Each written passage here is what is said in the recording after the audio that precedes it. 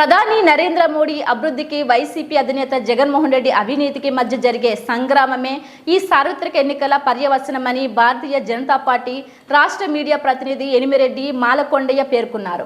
శనివారం ఆయన స్వగృహంలో ఏర్పాటు చేసిన మీడియా సమావేశంలో మాట్లాడుతూ వచ్చే నెల మే 13న జరిగే సార్వత్రిక ఎన్నికల్లో Bharatiya Janata Party, Telugu Desam Party, Janasena Party ఉమ్మడి కూటమి అభ్యర్థుల విజయానికి భాజపా శ్రేణులు కృషి చేయాలని ఈ సందర్భంగా ఆయన పిలుపునిచ్చినట్లు తెలిపారు. కాకినాడ పార్లమెంటరీ నియోజకవర్గం నుండి వైసీపీ అభ్యర్థిగా పోటీ చేస్తున్న చర్మలశెట్టి సునీల్ ఇప్పుడు ఏ పార్టీలో ఉంటారో ఆయనకే తెలియదని, ఎప్పటికీ 3 సార్లు పోటీ చేసి 3 పార్టీలు మారిన ఘనత సునీల్దే అన్నారు. నిలకడలేని వ్యక్తులు రాజకీయంలో మనుగడ సాధించలేరనేదే చర్మలశెట్టి సునీల్కు వర్తిస్తుందన్నారు. అవినీతి అరాచకం అధిగమించిన వైసీపీ పార్టీలోకి తాజాగా వెళ్లిన ఆయన నియోజకవర్గానికి ₹1 కోటి సొంత నిధులు ఇస్తానని పేర్కొనడం కూడా రాజకీయ కోణంలో భాగమే అన్నారు. ఈసారి ఎలాగైనా ఎంపీ అభ్యర్థిగా విజయం సాధించాలని ఆకాంక్షకు ప్రజలను మభ్యపెట్టి మోసానికి పాల్పడుతున్నారని ఆయన అన్నారు. ప్రధాని నరేంద్ర మోడీ ప్రవేశపెట్టిన సంక్షేమ ఫలాలు నేడు గ్రామ స్థాయిలో పేదల కడుపులను నింపుతున్నాయని తెలిపారు. కాకినాడ సిటీ రూరల్ కూటమి అభ్యర్థులు పంతం నానాజీ, వనమాడ కొండబాబు, ఎంపీ అభ్యర్థి తంగెళ్ల ఉదయ్ శ్రీనివాస్ సాధించడం ఖాయమని ఈ సందర్భంగా ఆయన ధీమా వ్యక్తం చేశారు. ముఖ్యంగా పత్రికా మిత్రులకి నమస్కారం. నాతో పాటు ఈ యొక్క ప్రెస్ మీట్లో కూర్చున్న భారతీయ జనతా పార్టీ పెద్దలకు, నాయకులందరికీ కూడా నమస్కారం. ప్రధానంగా మే 13వ తేదీన ఆంధ్రప్రదేశ్లో అసెంబ్లీకి, అదేవిధంగా జాతీయ స్థాయిలో పార్లమెంట్కి కూడా 18వ లోక్సభ ఎన్నికలు మే 13వ తేదీన జరుగుతున్నాయి. ఇది నరేంద్ర మోడీ గారి అభివృద్ధికి, వైసీపీ అవినీతికి జరగబోయేటటువంటి ఎన్నికల యొక్క తీర్పు. ప్రధానంగా ఇవాళ భారతీయ జనతా పార్టీ కూటమిగా తెలుగుదేశం, జనసేన, బీజేపీ కలిపి ఎన్నికల పోటీలో ఉన్నాం. అదేవిధంగా ఇవాళ కాకినాడ పార్లమెంట్ సంబంధించినటువంటి జనసేన అభ్యర్థి ఉదయ్ శ్రీనివాస్ గారు, అదేవిధంగా కాకినాడ సిటీ ఎమ్మెల్యే అభ్యర్థి కొండబాబు గారు, అదేవిధంగా కాకినాడ పార్లమెంట్లో ఉండేటటువంటి 7 శాసనసభ అభ్యర్థులు ఎవరైతే ఉన్నారో వారందరి విజయం కోసం, ఎన్డీఏ విజయం కోసం భారతీయ జనతా పార్టీ పనిచేసేటటువంటి విధానం పెంచుకోవడం కోసం కార్యకర్తలు, నాయకుల యొక్క సమిష్టి నిర్ణయంతో పనిచేయాలనే ఉద్దేశంతో నిన్నటి నుంచి పర్యటనలు ప్రారంభించడం జరిగింది. కాకినాడ సిటీలో సామమూర్తి నగర్ మండలం, అదేవిధంగా సెంట్రల్ మండలం నిన్న పర్యటన చేస్తాం. ఈ రోజు నుంచి పర్యటనల ద్వారా నాయకులు, కార్యకర్తల యొక్క సమిష్టి ద్వారా ఈ యొక్క పార్లమెంట్లో భారతీయ జనతా పార్టీ కూటమి విజయానికి ఒక మార్గం. ఇవాళ ఏదైతే కాకినాడ పార్లమెంట్లో జరుగుతున్నటువంటి ఎన్నికల్లో పోటీ చేస్తున్న అభ్యర్థులకు విజయము భారతీయ జనతా పార్టీ తథ్యమనేటటువంటి ఆలోచనతో ముందుకెళ్తున్నాం. ఈ సందర్భంగా కొన్ని విషయాలు మీ ముందు ఉంచుతున్నాను. నేను కాకినాడ పార్లమెంట్ అభ్యర్థిగా పోటీ చేస్తున్నటువంటి చర్మలశెట్టి సునీల్ గారు నిన్న మొన్న ప్రచార కార్యక్రమాలు చూశాను. నేను సొంత డబ్బులు ఖర్చు పెట్టి గ్రామానికి ₹1 కోటి ఇస్తానని చెప్తున్నారు. ఆయన ఏ ఎలక్షన్లో ఏ పార్టీలో ఉంటారో తెలియదు, రేపు వచ్చే రోజుల్లో ఏ పార్టీలో ఉంటారో తెలియదు, నెగ్గుతారో ఓడిపోతారో కూడా తెలియదు. సొంత డబ్బులు ₹1 కోటి ఇస్తామంటున్నారు. కాబట్టి నేను ఓటర్లకు ఒక అఫీల్ చేస్తున్నాను, గ్రామ పెద్దలకు ఒక అఫీల్ చేస్తున్నాను. 50% ₹1 కోటి అంటున్నారు కాబట్టి ₹50 లక్షల గ్రామానికి, గ్రామ అభివృద్ధికి డిపాజిట్ చేస్తే ఓట్లు వేయండి. నేను గ్రామ ప్రజలకి, గ్రామ పెద్దలకి నేను రిక్వెస్ట్ చేస్తున్నాను.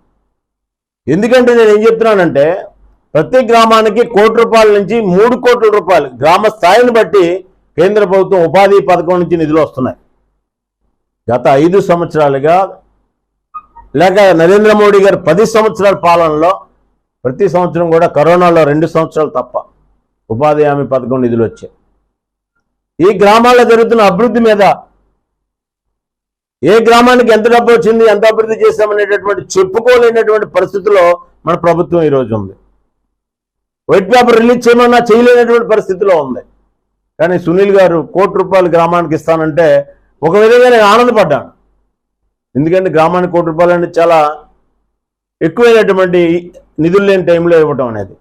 కానీ నేనేమంటానంటే ఇది రాజకీయ హామీ కాబట్టి ప్రతి గ్రామానికి ₹50 లక్షల గ్రామ డెవలప్మెంట్ కోసం దీంట్లో నరేంద్ర మోడీ గారి యొక్క అభివృద్ధి ఫలాలు స్పష్టంగా కనబడుతున్నాయి. కాకినాడకి ఐటీ హబ్ ఇవ్వడం జరిగింది. రవిశంకర్ ప్రసాద్ గారు మినిస్టర్గా ఉన్నప్పుడు మోడీ 1 టైంలో ఇచ్చినటువంటి దానికి స్థలం ఇవ్వని కారణంగా ఆ ప్రాజెక్టు మనం ఇక్కడ తెచ్చుకోలేకపోయాం. 2లో కూడా ఇవ్వలేదు స్థలం. 2లో కూడా స్థలం ఇవ్వలేదు. అంటే మనం ఐటీ హబ్ మనం కోల్పోయాం, మన యువకులకు ఉద్యోగాలు కోల్పోయాం. ఇది అవునా కాదనేటువంటి విషయం నేను ప్రజలను అడుగుతున్నాను మీ ద్వారా. రెండోది, ఈయన జాబ్ కార్డు రిలీజ్ చేస్తాం, ఇచ్చేదాకా యువకులకి పెద్ద ఎత్తున మేము సాయం చేస్తామని చెప్పినటువంటి వ్యక్తి 4 ఉగాదిలు పూర్తయినాయి. 4 సంవత్సరాలు 4 ఉగాది పండుగలు పూర్తి చేసుకున్నాం. మళ్ళీ ఉగాది కూడా వచ్చేటటువంటి పరిస్థితి ఉంది, కొత్త గవర్నమెంట్ వచ్చేటటువంటి పరిస్థితి ఉంది. కానీ జాబ్ క్యాలెండర్ని పూర్తిగా పక్కన పెట్టి ఆంధ్రప్రదేశ్లో ఎవరైతే యువత ఉన్నారో యువతను పూర్తిగా రోడ్డు మీద వదిలినటువంటి వైసీపీ ప్రభుత్వానికి యువత ఓటు వేయాలా లేదనేది యువతే పరిశీలించుకోవాలి, యువతే ఆలోచన చేయాలని చెప్పి నేను కోరుతున్నాను. ఎందుకు కోరుతున్నానంటే యువత ప్రధానమైనటువంటి పాత్ర పోషిస్తుంది ఇవాళ. అది సోషల్ మీడియా ద్వారా కానివ్వండి, లేకపోతే ఇంటర్నెట్ ద్వారా కానివ్వండి. అభివృద్ధి ఫలాలు అందుకుంటున్నటువంటి యువత ఏ విధంగా డెవలప్ అవుతున్నారు, అభివృద్ధి లేని దగ్గర, జాబులు లేని దగ్గర ఏ విధమైన కూలి పనులు చేసుకొని వారు బాధపడుతున్నారనే విషయం వారే ఆలోచన చేసుకొని అభివృద్ధి చేస్తున్న నరేంద్ర మోడీ గారి కూటమికి ఓటేయాలా, లేక జాబ్ క్యాలెండర్ పేరు చెప్పి రోడ్డు మీద వదిలేసిన 5 సంవత్సరాల్లో ఒక్క జాబ్ ఇవ్వనటువంటి ఆంధ్రప్రదేశ్లో ఉన్నటువంటి వైసీపీ ప్రభుత్వానికి ఓటేయాలా అనేటువంటి విషయం మరి వారే ఆలోచన చేయాలని చెప్పి నేను చెప్తున్నాను. స్మార్ట్ సిటీకి ₹2,000 కోట్ల డబ్బులు ఇచ్చారు. ఇవాళ కాకినాడలో స్మార్ట్ సిటీ పరిస్థితి ఏంటి మన అందరికీ తెలుసు. ఇక్కడ ఉన్న పత్రికా మిత్రులందరూ కూడా ఆలోచించగలిగినటువంటి మేధావులు. ప్రజల్ని నేను ఇదే కోరుతున్నాను, స్మార్ట్ సిటీ ఏ యొక్క ఆలోచనతో ఇచ్చారు, ప్రస్తుతం కాకినాడ పరిస్థితి ఏంటి అనేది. ఆ విధంగా స్మార్ట్ సిటీ డెవలప్మెంట్ కావాలి అంటే ఆలోచన కలిగినటువంటి ప్రజాప్రతినిధులు కావాలి. నరేంద్ర మోడీ గారు అక్కడ రూపాయి ఇస్తే ఇక్కడ రూపాయి ప్రజలకు అందేటటువంటి పరిస్థితి ఉండాలి. నేను ఈ సందర్భంగా నరేంద్ర మోడీ గారు ఆంధ్రప్రదేశ్కి ఇచ్చినటువంటి నిధులు డెవలప్మెంట్కి ఇచ్చినవి కానివ్వండి, ప్రాజెక్టులు కానివ్వండి, లేకపోతే సంక్షేమం కోసం ఇచ్చినవి కానివ్వండి, నరేంద్ర మోడీ గారి అభివృద్ధి ఒక పక్క ఉంటే దాని మీద అంటించే స్టిక్కర్లు ఇంకో పక్కన ఉన్నాయి. మన స్టిక్కర్లు అంటించే ప్రభుత్వం కావాలా, డైరెక్ట్గా నిధులు ఇచ్చి మనల్ని ఆర్థికంగా ఆదుకునేటువంటి ప్రభుత్వం కావాలా అనేటువంటి విషయాలు కూడా ఇవాళ ప్రజల్లో భారతీయ జనతా పార్టీ కూటమి ప్రజల్లోకి వెళ్ళి చైతన్యం చేసే విధంగా ఉన్నాం. మేము కూడా ఈ మధ్య కాలంలో ఒక ప్రతి కార్యక్రమం నిర్వహించాం. సెంట్రల్ గవర్నమెంట్ యొక్క నిధుల ద్వారా ఒక రథం తీసుకొచ్చి గ్రామాలకు తీసుకెళ్ళాం. ఇన్ని పథకాలు నరేంద్ర మోడీ గారు పెట్టారా అని చెప్పి ప్రజలు ఆశ్చర్యపోయారు. ఆ విషయాల్లో ప్రతి డివిజన్కి సిటీల్లో, గ్రామాల్లో అయితే గ్రామాలకి అంత అద్భుతమైనటువంటి నరేంద్ర మోడీ గారి పాలన ఈరోజు ప్రతి వ్యక్తికి అందుతుంది, ప్రతి కుటుంబానికి అందుతుంది. ప్రతి ఇంట్లో నరేంద్ర మోడీ గారి ఫోటో ఉంది. నరేంద్ర మోడీ గారు అంటే ఇవాళ జేజేలు చెప్తున్నటువంటి పరిస్థితి ఉంది. కాబట్టి ఈ కూటమి అభ్యర్థుల్ని అత్యధిక మెజార్టీతో గెలిపించే విధంగా నరేంద్ర మోడీ గారి అభివృద్ధిని కోరుకుందాం అనేటువంటి విషయం మీ ముందు ఉంచుతూనే నేను మరొక విషయం, వచ్చేటటువంటి రోజుల్లో ఇప్పటికే ప్రతి అసెంబ్లీకి 30,000 నుంచి 35,000 ఇల్లు కేంద్రం ఇచ్చింది. ఇల్లు లేనటువంటి కుటుంబాలు ఎక్కడా ఉండకూడదనే ఉద్దేశంతో. కానీ రానున్నటువంటి 5 సంవత్సరాల్లో మరో 3 కోట్లు దేశవ్యాప్తంగా ఇస్తే మన ఆంధ్రప్రదేశ్కి కూడా పెద్ద ఎత్తున ఎవరైతే విడిగా ఉండేటటువంటి వ్యక్తులు, ఇవాళ ఉమ్మడిగా ఉండొచ్చు, ఓ సంవత్సరం తర్వాత విడిగా ఉండొచ్చు, ఇవాళ పెళ్లి కాపోవచ్చు, ఓ సంవత్సరం తర్వాత పెళ్లి అవ్వచ్చు, వారికి కూడా నివాసం కావాలన్న ఉద్దేశంతో నరేంద్ర మోడీ గారు మరో 3 కోట్ల ఇల్లు రిలీజ్ చేస్తామని చెప్పారు. ఇవి ఎంత అద్భుతమైనటువంటి ఆలోచన మీరు గమనించాలి. ముద్రా లోన్లు ఇప్పుడు కేవలం చిన్న చిన్న వ్యాపారాలకి 10 లక్షల లోపే ఇస్తున్నారు. దాన్ని 20 లక్షలు పెంచారు. 20 లక్షలు పెంచారు.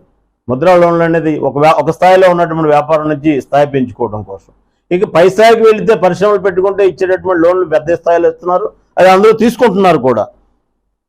అదేవిధంగా మనకి ప్రధానంగా ఆయుష్మాన్ భారత్ 5 లక్షల రూపాయలు హెల్త్ కార్డు ప్రైవేట్ హాస్పిటల్కి వెళ్ళినప్పటికి కూడా వైద్యం చేయించుకొని కార్డు చూపించుకొని మనం వచ్చేటటువంటి అద్భుతమైన పథకాన్ని తీసుకొచ్చి పెట్టారు. దాన్ని వైసీపీ వాళ్ళు ఈ మధ్యకాలంలో 20 లక్షలని అన్నారు. సంతోషం, నిజంగా ఇస్తే నేను కూడా స్వాగతిస్తాను. కానీ 20 లక్షలు ఇచ్చేటటువంటి ఈ యొక్క ఎన్నికల ఎజెండాలో ఏమైనా పెట్టారా లేదా మీరు కూడా చూడాలి, నేను కూడా చూసుకోవాలి. అయితే ఇవాళ నరేంద్ర మోడీ గారు ఏమన్నారంటే 70 నుంచి 75 సంవత్సరాలు వయసు పైనటువంటి పెద్దలందరికీ కూడా దాన్ని డబల్ చేస్తున్నాము అన్నారు. ఏదైతే 5 లక్షలు దాన్ని డబల్ చేస్తున్నాం అన్నారు. కొంతవరకు ఇది విసులుబాటు అయినటువంటి విషయం. అంటే 70 సంవత్సరాల వయసు వచ్చిన వాళ్ళకి 5 లక్షలు పొందే వాళ్ళు 10 లక్షలు పొందే అవకాశం ఉంది. తర్వాత ఇవాళ మనం మార్కెట్లో బియ్యం 50 రూపాయల నుంచి 60 రూపాయలు కొనుక్కుంటున్నాం. సన్నబియ్యం 29 రూపాయలు కేజీ రేటు పెట్టి ప్రాథమికంగా పైలట్ ప్రాజెక్టుగా కొంత ఇచ్చినప్పటికి కూడా వచ్చే రోజుల్లో ప్రతి వ్యక్తికి 29 రూపాయలకి కేజీ బియ్యం ప్రభుత్వం సరఫరా చేసే విధంగా కేంద్ర ప్రభుత్వం హామీ ఇచ్చింది. ఇటువంటి హామీలు కలిగినటువంటి డెవలప్మెంట్ మనకి కిందకి రావాలి అంటే ఇవాళ నరేంద్ర మోడీ గారి పథకాలు కిందకి రాకపోవడానికి కారణం ఇక్కడ ఎన్డీఏ సంబంధించినటువంటి డబుల్ ఇంజిన్ సర్కార్ సంబంధించినటువంటి ప్రజాప్రతినిధులు లేకపోవడం వల్ల ఆంధ్రప్రదేశ్ తీవ్రంగా నష్టపోయిందని నేను చెప్తున్నాను. ఆ విధంగా నష్టపోకుండా డెవలప్మెంట్ వేగంగా జరగాలి అంటే డబుల్ ఇంజిన్ సర్కార్ ఎన్డీఏ అభ్యర్థులు మనకి ఇక్కడ విజయం సాధించినప్పుడు మన అభివృద్ధి మనకు కూడా ఉంటుంది, మనకి మన ఇంటి దగ్గరికి అభివృద్ధి వస్తుందనే విషయం మీ ద్వారా ప్రజలందరికీ తెలియజేస్తూ వచ్చేటటువంటి ఎన్నికల్లో మే 13వ తేదీన ఎన్డీఏ అభ్యర్థులు ఎవరైతే ఎంపీ స్థానంలో జనసేన కానివ్వండి, ఎమ్మెల్యే స్థానాల్లో టీడీపీ సంబంధించిన అభ్యర్థులు కానివ్వండి, అందరినీ కూడా అత్యధిక మెజార్టీతో గెలిపించాలని ప్రజలను కోరుతున్నాం. భారతీయ జనతా పార్టీ నాయకులు కార్యకర్తలు సైనికుల్లా పనిచేసి విజయానికి జెండా ఎగరవేసే విధంగా భారతీయ జనతా పార్టీ జెండా రెఫరెపలాడే విధంగా ముందుకు దూకుడుగా వెళ్లాలని చెప్పి ఈ సందర్భంగా నిర్ణయం తీసుకుంటున్నాం.